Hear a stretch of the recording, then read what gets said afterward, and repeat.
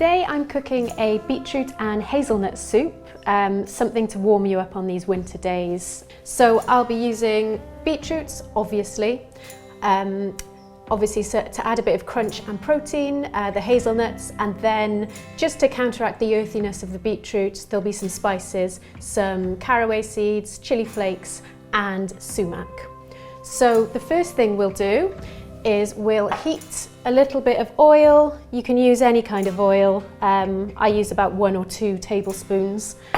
And then we chop up the onion and the garlic and we'll get those frying.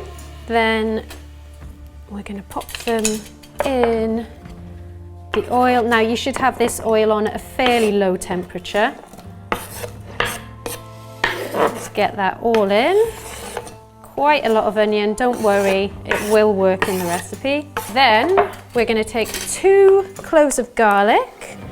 I'm going to leave this to sort of fry for about 3 minutes or until it's a little bit translucent. And meanwhile, we'll chop the beetroot. So you probably only need about 4 largest beetroot. We are not going to waste these because they're full of nutrition and they taste great, but we're going to just set them aside for now and we'll put them in the soup later. So we'll just quickly and roughly get the skin off these. If we are chopping these, we'll chop them up as small as we can, just into smallish chunks, just because they'll cook more quickly then. Right, so these onion and garlic looking a little bit translucent, so we'll keep it on the low heat and we will add the beetroot. There we go.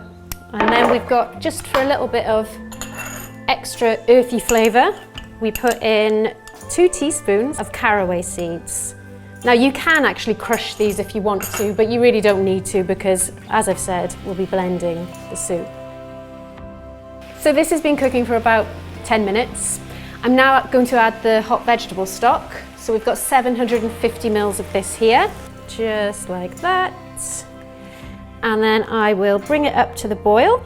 And while I'm waiting for that to happen, I'll just remember these beetroot tops from earlier.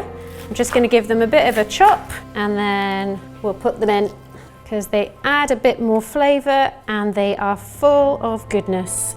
So this is just on a gentle simmer. We'll clamp the lid on and leave it for 15 minutes. So this has been simmering away for about 15 minutes. So now we get to the final stage of cooking. We're going to add some oat milk for a little bit of creaminess. So we've got 150 mils here. And then one of the more important components, the hazelnuts, and we have 100 grams here.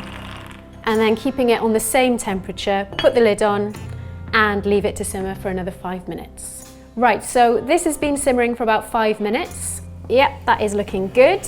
So we'll take the lid off and then turn off the heat.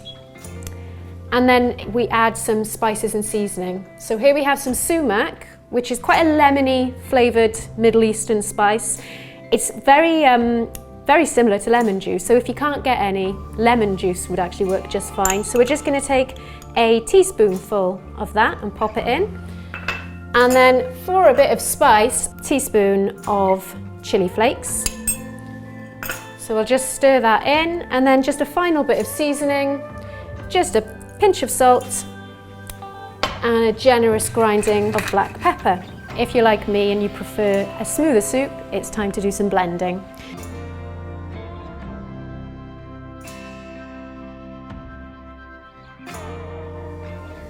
So I'll just ladle some into a bowl. So I have swirled a little bit of vegan yogurt through, just for a bit of extra creaminess. We'll just add a few hazelnuts for extra crunch. Maybe a little pinch of chili flakes if you fancy even more spice. And then I always like to drizzle a little bit of olive oil over it.